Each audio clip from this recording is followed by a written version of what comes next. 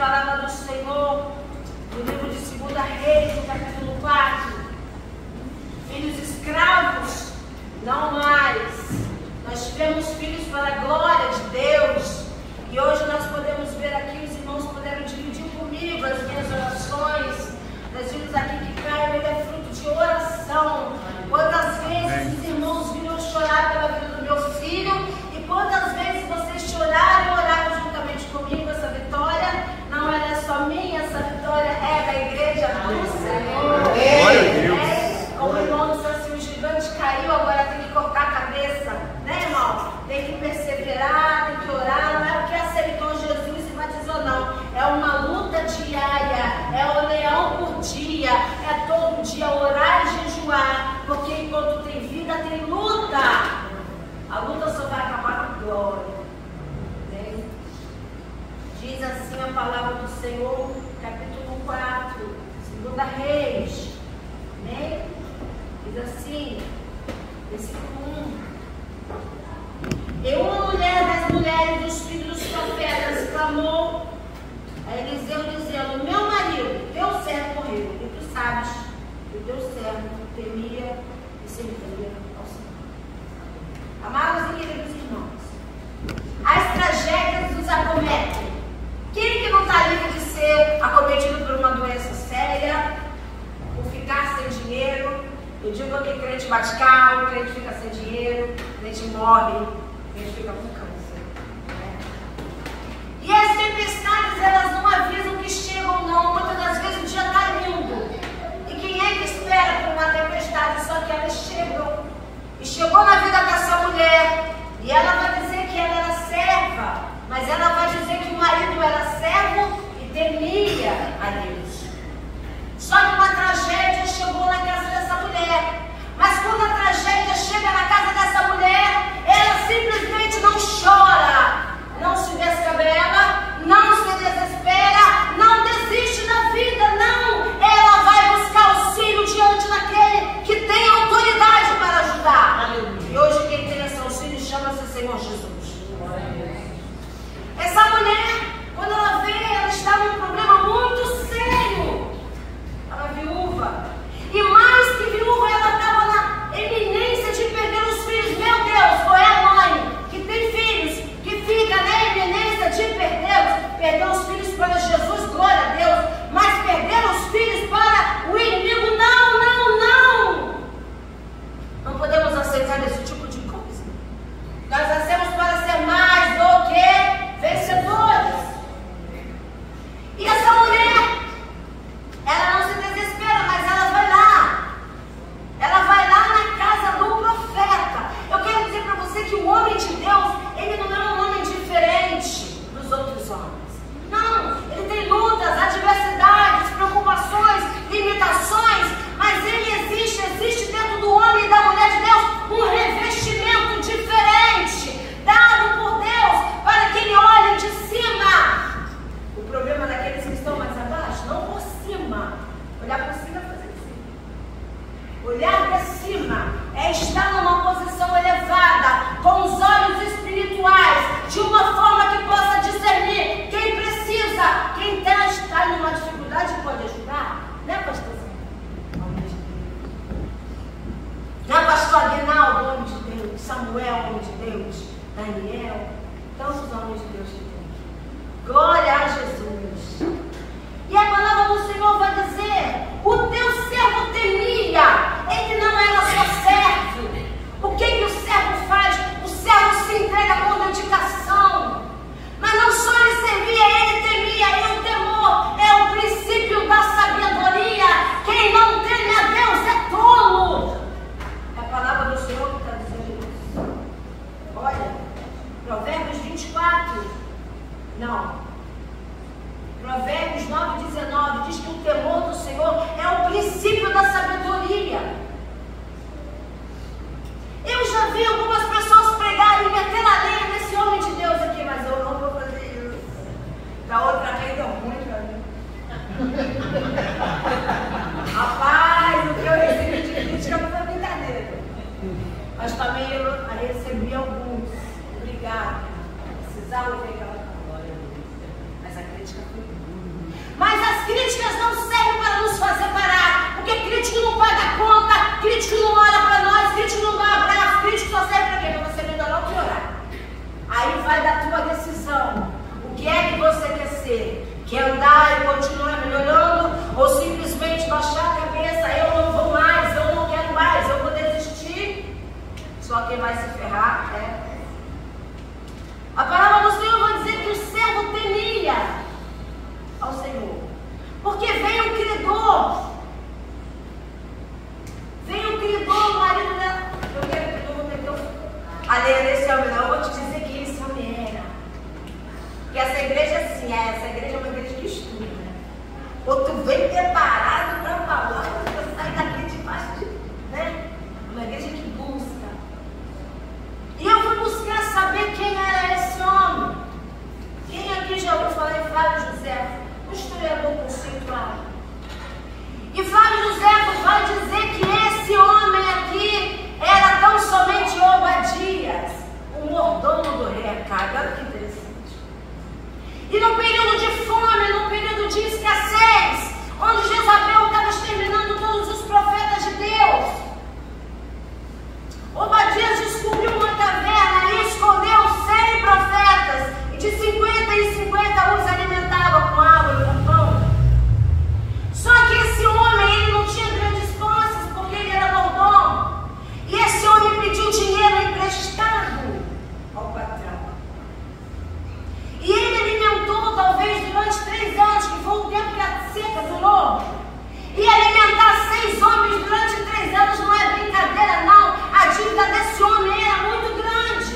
E talvez essas crianças nunca mais voltassem para casa, se não houvesse uma intervenção divina. Porque era assim, dependendo da dívida, 1 ano, 2 anos, 3 anos, podia se trabalhar no lugar. Mas se a dívida era muito grande, ficava se trabalhando e nunca mais se via a cara de ninguém. Ficava lá escapando. E Obadias fez isso, salvou esses homens e os alimentou. Essa mulher simplesmente se lembrou do que diz Gálatas 6:7. Tudo que o homem plantar, ele vai colher meio da semeadura. Essa mulher foi lá. O meu marido te servia, o meu marido temia. Sabe o que ela está dizendo? O meu marido se endividou para fazer a obra do Senhor, e agora eu preciso de ajuda. E Deus é aquele que não nos deixa desamparados, mesmo quando a gente não merece. A Bíblia vai dizer que é aquele que dá um copo d'água, gente. Dá um copo d'água, me dirá que não é fazer. Sem números. Aí mais adiante no capítulo, Elias, muito chateado, aborrecido. E ele diz assim para Deus: eu quero morrer. Só eu fiquei. Não tem mais ninguém, só eu estou de pé. Aí o Senhor fala assim: só você não. Existem 7.000 que não se dobraram, mas desses 7.000, 100.000 foram alimentados por Obadias. Talvez 100 homens foram pouco diante de 7.000, mas Deus trabalha no pouco, ser fiel no pouco, e sobre muito te colocarei. É nesse pouco que você acha que tem, que Deus quer fazer grandes coisas. Os grandes progressos da vida começam pelas coisas pequenas. Ninguém chega num alto lugar se não começar primeiro pelo primeiro degrau. É nas primeiras coisas que Deus quer nos elevar a altos lugares. Deus quer nos colocar em altos patamares, mas para isso precisamos começar de baixo. Eita, gente, não estou ouvindo nenhum glória. Está doendo aqui? Eu pedi a Jesus, não deixa não, Jesus. É porque assim, gente, tem gente que tem uma forma de pregar que é de amor, né? Tem gente que tem uma forma de pregar que é vontade, né? Tem gente que briga. Eu sou assim, mas o quê? É uma característica, eu vou fazer o quê? É o meu jeito. Mas Deus faz assim. Ainda bem que Deus escolhe as pessoas que não são, né? 1 Coríntios 27, diz que Deus escolhe as coisas que não são para confundir as que são. Sou eu. Escolhe as coisas pequenas para confundir as grandes. Escolhe as coisas loucas para confundir, sabe? Aí vai dizer assim, para levar os filhos para serem escravos. E que irmão, que história é essa? Que negócio é esse? Que o inimigo pensa que pode chegar na tua casa, pegar os teus e os meus filhos e levar escravo. Que negócio é esse? Que história é essa? Ah, fica indignada. O meu Senhor e o teu Senhor, dono de tudo, Senhor de todas as coisas. Tem gente que pensa que o diabo está ali para por Deus, né? Irmãos, vamos ler bem. A Bíblia vai dizer assim, ó, que o Senhor mandou um anjo para prender Satanás. Quem o inimigo pensa que é para pilhar, para destruir, para envergonhar a casa da serva do Deus vivo, ainda que demore, mas na hora do Senhor não tem para ninguém. Deus sempre com providência, salva a tua casa, salva teu marido, salva teu filho, abre portas, dá emprego, e eu quero ver quem é que pode segurar a mão do Senhor. Aleluia, aleluia. Aí ela fala para ele assim, o meu marido teu servo. Aí ele lembra, verdade. Por quê? Porque era servo dele. E homens de Deus costumam buscar e procurar saber. O meu pastor faz isso. De vez em quando ele fica com aqueles tachos. Aí quando eu boto alguma coisa, ele diz, homens de Deus procuram saber o que seus liderados estão fazendo, para chamar atenção no bom sentido. Porque quando a gente chama atenção, no primeiro momento até chateia, mas depois produzem frutos de arrependimentos. Porque Deus é só que chama atenção daquele que ama. O que é melhor, ser chamado a atenção e ser corrigido por Deus, ou ser deixado de canto, de lado, isolado, desprezado? Porque pior do que ser chamado a atenção é ser deixado desprezado. Porque quando deixamos desprezados, entendemos que ninguém entendeu a gente. A gente é uma zaradeira, né? E ela fala com ele. Que negócio é esse? Aí ele lembra, ele fala assim, o que ele heu de fazer por ti? A Bíblia vai dizer que aquele que sabe o bem e não faz, comete pecado. Tiago, capítulo 4, versículo 17, não é? Pode ver para você. Você gosta de dar informação errada para você não passar. Você aquele pois que sabe fazer o bem e não faz, comete o pecado. Aquele que sabe fazer o bem e não faz. Aquele que pode ter situação financeira, emocional, espiritual, de estar chamando alguém, de estar aconselhando e não faz, está cometendo pecado. Tem gente que diz assim, eu não vou pregar para esse menino mais, porque esse menino conhece o caminho do Senhor. Eu não vou pregar, prega. Prega em tempo, prega em fora de tempo, prega em todo tempo. Porque a Bíblia vai dizer que se a gente não cuida dos nossos, principalmente dos da nossa casa, somos as mais miseráveis das criaturas. Eu não tinha feito nada disso. Eu vou ler a Bíblia por isso. Aí a gente fala assim, o Espírito Santo traz, não traz não. Se a gente não lê, não lembra nada. Vai achando. Aí chega na igreja, não ensaiei, vou tentar induzir, vai ficar ruim. Vai ficar ruim. O Espírito Santo vai me mudar na vida. Não vai não. O Espírito Santo coloca assim, mas a gente precisa fazer a nossa parte. Amém. É por isso a importância de ler, é por isso a importância de tentar estudar, sabe por quê? Até para que quando a gente estiver lá na rua e alguém levantar uma coisa, por que Deus fez isso outro dia? Não vai me perguntar, onde é que estava Deus que deixou essa catástrofe acontecer lá no Rio do Sul, na Zona Sul? Aí eu fui no Rio Grande do Sul. Cadê Deus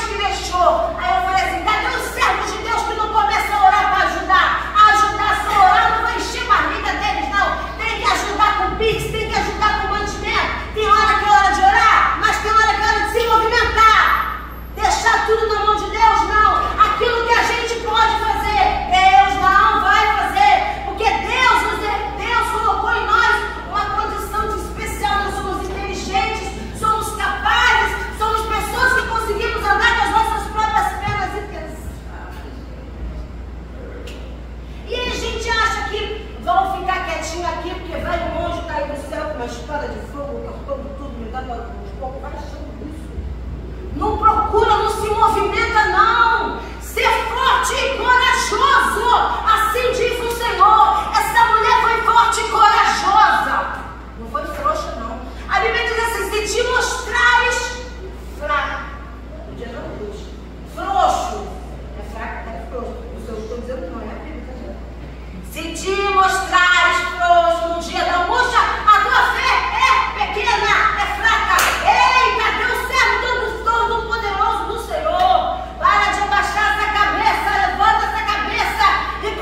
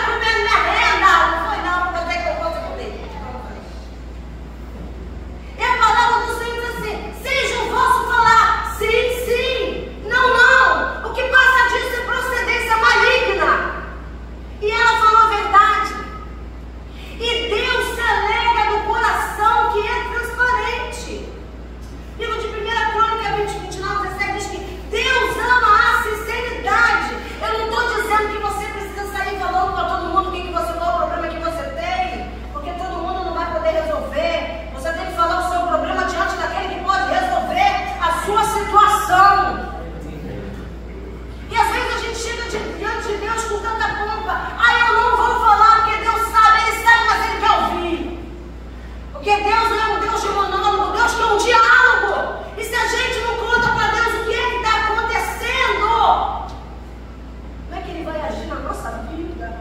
Precisamos ter sinceridade com Ele. O que que tu tem? Não tenho nada. Senhor, não tenho nada. Senhor, hoje não tenho condição de orar. Senhor, não tenho condição de dizimar. Senhor, não tenho condição de ir na igreja. Senhor, não estou com vontade de ir. Fala para Deus. É melhor ser sincero e Deus começar a trabalhar na sinceridade do que vir e fazer simplesmente por um protocolo. Uma vez eu estava na igreja e eu não quis cear. Aí a irmã falou assim, vai cear? Não. Por quê? Por que não? Eu não vou cear e não vou fazer alguma coisa simplesmente porque eu estou com medo de parecer menos crente do que o outro. E o meu compromisso com Deus fica onde? E depois, quando eu precisar da ajuda de Deus e tiver um erro, quem é que vai me socorrer? E ela diz assim, tua serva, a tua serva não tem nada em casa. Senão, como diz, ela sabia o que ela tinha em casa. Mesmo ela passando por lutas, por dificuldades, ela sabia, ela tinha o controle do lar dela. Ela sabia o que estava acontecendo com os filhos, ela sabia o que tinha acontecido com o marido, ela sabe a conta que tem que pagar, ela sabe se o armário está vazio, ela sabe em quantas anos a situação e ela toma uma atitude. Senão, ela sabe. Ela sabe. Serva do Senhor tem que saber o que está acontecendo na casa dela. Serva do Senhor tem que saber o que está acontecendo com os filhos dela, para orar, para pedir, para jejuar, para clamar. Quando Samuel chega para Eli e fala para ele, Senhor, Deus nos disse que vai matar os seus filhos. Eu não me conformo com isso, não. Deus fala assim, Deus usa Samuel e fala assim, ó, Deus falou que vai matar teus filhos. O filho e filé. Ele responde assim, Vitor, seja feito como a vontade de Deus. Não, Senhor, não mata não, se sou eu, Senhor, não mata não. Senhor, salva, Senhor, dá mais uma oportunidade. Jesus faz do jeito que quiser, mas não mata meus filhos não, Senhor, salva primeiro. Nossos filhos são heranças do Senhor. Nossos filhos não nasceram para ser escravos, não. Nossa casa não foi feita para ficar na desgraça, não. Nosso casamento não é para ser meia boca, não. Nosso ministério não é para ser fajuto, não. Precisamos tomar uma posição diante de Deus, mas precisamos tomar uma posição diante de nós mesmos, porque aquilo que nós não fizemos, ninguém vai fazer pela nossa vida. Só foi lá. Ela foi lá. Mulher linda. Ela foi lá. Foi lá. Não tem medo de mostrar fraqueza. Gente que quer parecer muito espiritual. Gente que quer parecer muito forte. E aí quando a gente conhece de perto e vê que não tem tanta força, a gente se decepciona. Porque não existe super-heróis evangélicos. Não existe mulheres maravilhas gospel, não. Somos fracos. Somos limitados, sim. E o Senhor diz que Ele se alegra do coração sincero. Bem-aventurados os puros. Mateus 5,8 diz: bem-aventurados os puros de coração, aqueles que são sinceros, aqueles que não querem parecer ser uma coisa que não são. Aleluia, aleluia. Uma botija. Ela tinha uma botija, mas como eu disse assim, uma grande iniciativa começa de forma modesta. Aí ele diz assim. Então disse ele, vai. Vai, meu irmão, vai. Sai da inércia, vai. Enquanto tem vida, tem esperança, sai do lugar do conforto e vai. E começa a fazer. Vai, ele diz assim, olha o que eu acho. Esse aqui é um rico livro. Vai e pede emprestado vasilha dos teus vizinhos. Se essa mulher não se desse bem com os vizinhos dela, ela não ia ter milagre, não. Como é que nós somos onde a gente vive, irmãos? Como é que é a nossa atitude no prédio que a gente mora? Como é que é o nosso comportamento no lugar que a gente estuda?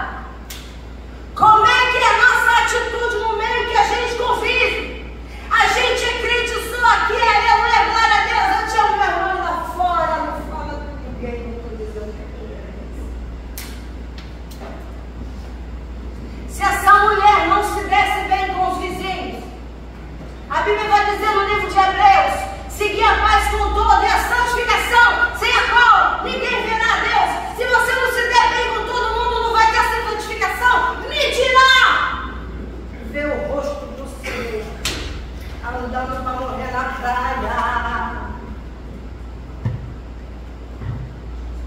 Crente, servo do Senhor, mostra que é crente. Não é pela rajada de glória a Deus que dá, não é pelo tamanho do coque que tem na cabeça, e nem pelo tamanho do vestido que veste. Crente, servo do Senhor, mostra quem é com as atitudes que ele tem. Oh, aleluia! O nosso comportamento é nosso testemunho. E ele diz assim: vai e pede emprestado. Ah, se ela não se desse bem com o vizinho da direita, nem se desse bem com o vizinho da esquerda, não ia ter vaso, não ia ter milagre. Aí ela vai e pede emprestado um monte de vasilha, porque louvado seja Deus, ela não era uma mulher rixosa, não. Ela era amável, ela era gentil, ela era querida. E quando ela precisou do favor, ela encontrou. Eu vejo uma mulher assim que já vi. Serva, que se dá bem com todo mundo. Já me chama. Eu te amo, Janine. Eu te amo muito. Daqui a pouco. Aí, Janine, ela se dava com todo mundo, conseguiu um monte de vaso. Aí o Eliseu fala para ela assim: não pede pouca, não. Pede muita. Sabe por quê? Porque o homem de Deus, ele conhece o Senhor. E ele sabe que o Senhor, quando dá além, dá muito mais do que se pode imaginar. Deus é aquele que dá mais, muito mais além do que podemos imaginar. E o servo do Senhor sabia, e ele falou assim: vai, não pede pouca não, porque Deus, quando quer te abençoar, ele não vai derramar conta-gotas não. Deus quer derramar uma chuva de bênção sobre a nossa vida, chuva de bênçãos celestiais, materiais e espirituais da parte do Senhor para a tua casa. Porque Deus é aquele que faz muito mais além do que pedimos, muito mais além daquilo que nós imaginamos. Ele é poderoso. Efésios 3:15 fala assim. Ele é poderoso. Aí ela vai falar assim, ó: pede emprestado nos seus vizinhos vazios, não? Entra, fecha a porta atrás de ti e teus filhos. Irmãos, tem hora que a bênção é só para você e para os seus filhos. Tem hora que não dá para pegar a provisão e ficar dividindo com ninguém, não. Para de querer dividir a provisão que Deus te deu para alguém que não está no propósito. Deus, o profeta fala assim, ó: entra, fecha a porta, é para tu, é para teus filhos, porque vai ter coisas que Deus vai fazer na tua vida que o incrédulo não vai entender, e a incredulidade atrapalha os planos e os poderes de Deus na nossa vida. A palavra do Senhor diz que Betsaida Jesus não curou por causa da incredulidade. Jesus quis curar. Jesus quis curar um cego, teve que tirar ele da cidade. Teve que tirar, teve que dar a mão para ele. Bora, vamos sair daqui. Aqui não tem milagre. Aqui em Betsaida não tem milagre. Aqui em Betsaida ninguém vai atrapalhar o teu milagre. E quando alguém quer atrapalhar o milagre, Deus tira de perto ou manda fechar a porta. Fecha a porta. Tem provisão que é só para você, que é para tua casa. Mas eu não quero dizer que você tem que ser pão duro, não, porque isso não é Jesus ensinando. Tudo tem um tempo determinado para que as coisas aconteçam. Agora é hora de fechar a porta.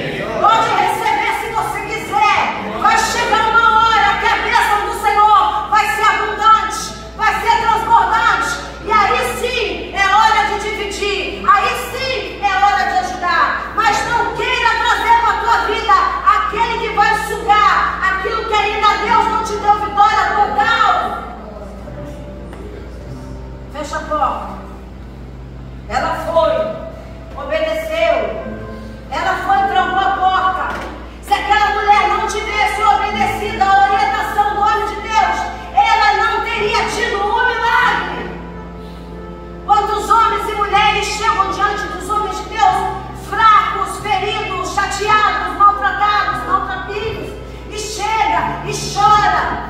E aí o pastor, e a pastora, e a diaconisa, o diácono,